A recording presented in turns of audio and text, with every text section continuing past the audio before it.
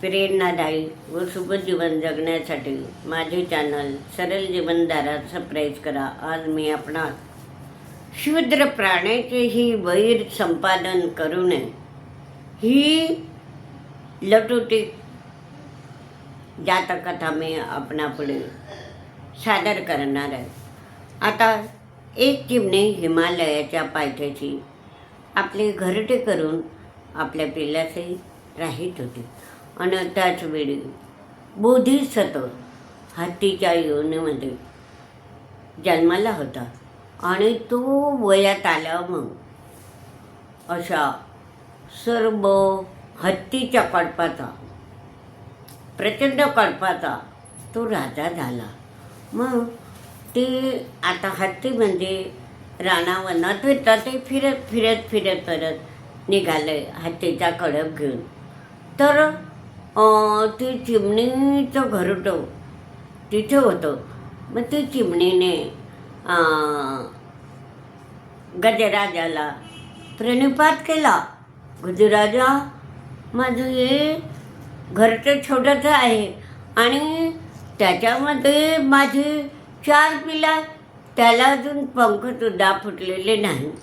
तर मला जर माझ्या पिल्लांना आणि मला जर तुम्ही जीवदान दिलं तर मी तुमची ऋणी जीवनभर ऋणी राहील, असा प्रणिपात करून गजराजाला तिने विनंती केली. आणि मग त्यांनी पण काय केलं की आपल्या पोटाखाली ते घरटं येईल असं तिथे उभे राहिला आणि त्याच्या प्रचंड सगळे हत्ती पुढे जा असं सांगितलं. हळूहळू सगळे हत्ती पुढे निघून गेले आणि मग हळूच आपला गजराज निघाला आणि म्हणाला, चिमणीबाई, तुमच्या मुलांना काही झालं का? म्हणे, नाही, माझे मुलं अगदी सुरक्षित आहे. पण असे खुश झाले ते. आणि पण जाताना गजराजाने सांगितलं की बघ, आमच्या कळपातील एक दुष्ट हत्ती आहे. तो असं रानात फिरतो आणि रानात फिरल्यावर म्हणे असं कोणी सापडलं तर त्यांना खूप त्रास देतो. तर बघ, तुझं घरट आहे, तुझे लहान पिल्लं आहे, तो असा दुष्ट आहे की यांनासुद्धा घरटे तेजू टाकेन आणि मारून टाकेन. तेव्हा तू आता तुझी जागा बदलव आणि दुसरीकडे जा, अशी त्याने गजराजाने तिला सूचना दिली. मग तिने असा विचार केला, काय आपण एवढीशी चिमणी, आता तो एवढा मोठा दुष्ट हत्ती असो का दांडगा हत्ती असो, तो आपल्या एवढूच्या घरट्याला काय करणार आहे? म्हणे तो एवढं मोठे झाडं झाडा पाला सोडील आणि माझ्या घरट्याला, माझ्या पिल्लांना काय करेल? म्हणून तिनं दुर्लक्ष केलं आणि जाऊ द्या म्हणून असं तिनं दुर्लक्ष केलं की आपल्याला काही तो एवढा मोठा बलाढ्य प्राणी आपल्याला काही नाव घेणार नाही असं म्हणून तिने तिकडे दुर्लक्ष केलं. पण काही दिवसानं तो दुष्ट हत्ती त्या घरट्याजवळ आला आणि तेव्हासुद्धा म्हणे, जरी माझ्या घरट्याजवळ आला तरी मी त्याची विनवणी करेल की माझे छोटे बाळ आहे, त्यांना अजून पंख फुटले नाही, अशी विनंती करेल, तो निघून जाईल. मग आला तो काही दिवसांनी आणि तिनं जेव्हा विनंती केली, म्हणे मी एवढा मोठा बलाढ्य हत्ती आहे आणि तू एवढीशी पिटुकली चिमणी, तुझी लायक आहे का? म्हणे मला सांगायची, मला विनंती करायची, तू माझ्या योग्यतेची आहे का? असं तिला कडकपणे बोलला. तुझ्या विनंतीला मी काय मान देऊ? तिची कुचंबणा केली, तिला हिणकत समजलं आणि मी तुझं मानणार नाही आणि तुझी एवढ्या मोठ्या बलाढ्य हत्तीलाशी बोलण्याची तुझी हिंमत कशी झाली? असं त्या चिमणीला दणकावून त्या दुष्ट हत्तीने तिला फेटाळून लावलं, हिणवून लावलं आणि तिच्या त्या घरट्याचा, तिच्या त्या पिलाचा त्याने नायनाट केला, चुरगडून टाकलं. ती बुडून दूर निघून गेली आणि ते पिलं बिचारे अजून त्यांना पंख फुटले नव्हते, ते घरटं आणि ते पिलं. पण जेव्हा तिच्या फुलांचा चुराडा झाला, ते मेले, तेव्हा मात्र तिच्या हृदयाला किती कड बसली असेल. मग तिनं काय केलं की त्या हत्तीवर सूड उगवण्याचा प्रयत्न केला. तू माझ्या पिल्लांना मारलाय, तर ते अशी सुद्धा बोलली की मी तुझ्यावर सूड उगवल्याशिवाय राहणार नाही. अशा प्रकारे त्याला ताकीद दिली. दिवसामागून दिवस जात होते. अशी एक दिवस उदासल्याने पाहत होते की काय करायचं, या हत्तीची आता खोड कशी मोडायची, याच्यावर सूट कसा उगायचा. याने माझ्या पिल्लांचा जीव घेतला, घरटं मोडलाय, तर याच्यावर असे विवंचनेत होती ते. आणि मग तसंच काय झालं, एक कावळा मेलेल्या प्राण्याचे की काय मेलेल्या प्राण्याचे डोळे खात होता. आता मेलेले प्राणी म्हणजे कावळ्याचं भक्ष्यच असतं, तर ते मेलेले डोळे खात होता. मग चिमणी गेली त्याच्याजवळ, म्हणे का रे म्हणे बाबा, तू मेलेल्या प्राण्याचे डोळे खातो आहे, डोळे टोचतो आहे तुझ्या चोचीनं. मग तू जिवंत प्राण्याचे का डोळे तुझ्या चोचीनं फोडत नाही, हे का पुरुषार्थ दाखवत नाही.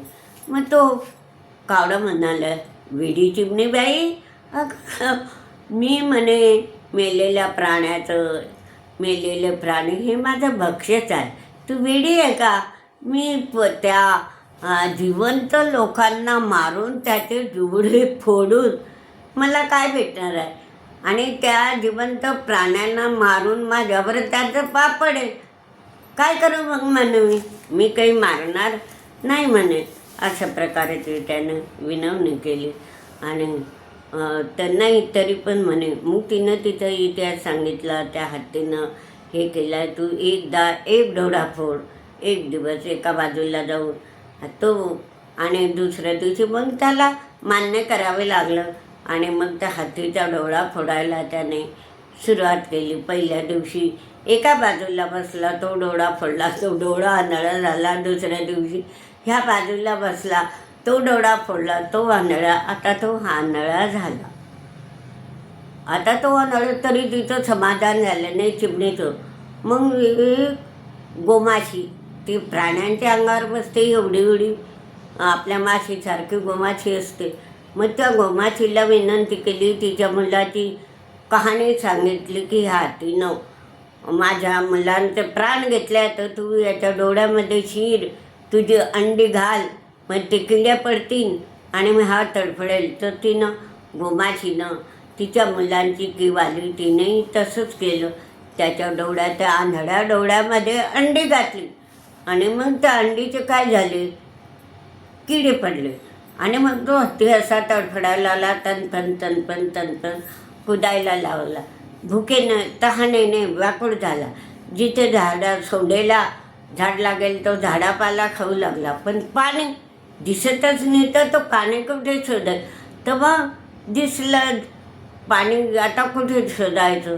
मग ते चिमणीनं काय आयडिया केली, आता याला तहान लागायचं. मग बेडकाला सांगितलं की असं यानं केलं, तू टेकडावर जा, कारण जिथं बेडूक असतं तिथं पाणी असतं, तू टेकडावर जा म्हणे. आणि डराव डराव असा आवाज कर की हा हत्ती टेकडावर येईल. मग तसंच झालं. तो हत्ती बेडकानं डराव डराव करता बरोबर तो टेकडावर गेला.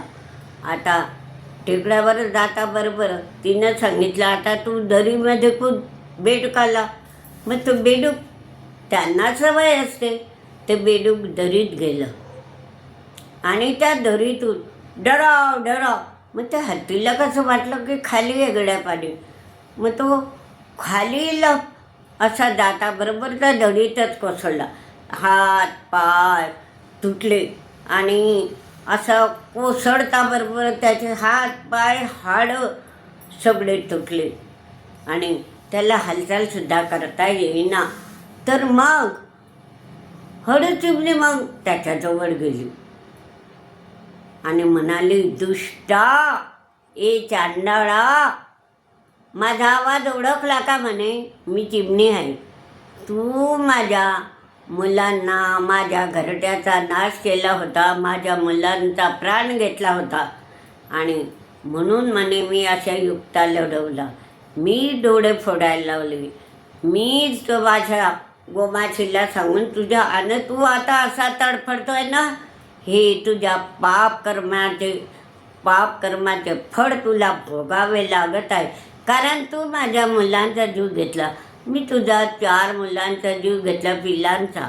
तुझा जीव मी कशाला ठेवू पाप भोगायला? तर अशा प्रकारे चिमणीने दुष्ट म्हणून आता म्हणे मर, असाच तडफडत मर म्हणे. मी चिमणी बोलते आहे म्हणे, चिमणी बोलते. ओळखलं ना, माझा आवाज ओळखला ना? तर अशा प्रकारे तिने खूप सुनावलं आणि तोही खजील झाला आणि मग असे बोलून तिने कोड्यावरून त्याला खालीच पाडलं. तर अशा प्रकारे, परंतु बडदामाने फुगून जाऊ नये. आता कोणी कितीही बलाढ्य शक्तीचा प्राणी असला आणि छोट्या प्राणाला असं हिणवून चालत नाही. मग त्याला पश्चाताप झाला की मी माझ्या कडपाला सोडून, मी माझ्या गजराजाला सोडून कुठून तरी एकटा भटकत होतो. मी जर माझ्या कडपात राहिलो असतो तर त्यांनी माझ्या वागणुकीमध्ये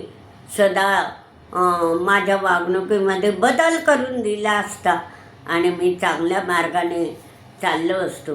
म्हणून मी ही मोठी चूक केली आहे आणि ते माझ्या कडपापासून बाजूला झालं, त्याचं फळ मला वाईट मिळालं. अशा प्रकारे ती खंत त्याने व्यक्त केली. म्हणून आता आणि तो मृत्यूच्या जबड्यात गेला आणि त्याने काढून मग त्याने प्राण सोडले. तर अशा प्रकारे किती लहान पाने असला तर बलाढ्य शूद्र प्राण्याचेही वैर संपादन करू नये. आपण जरी बलाढ्य असले तर शूद्र प्राण्याने जगताना त्याच्याजवळही युक्त्या असतात, लढाया असतात.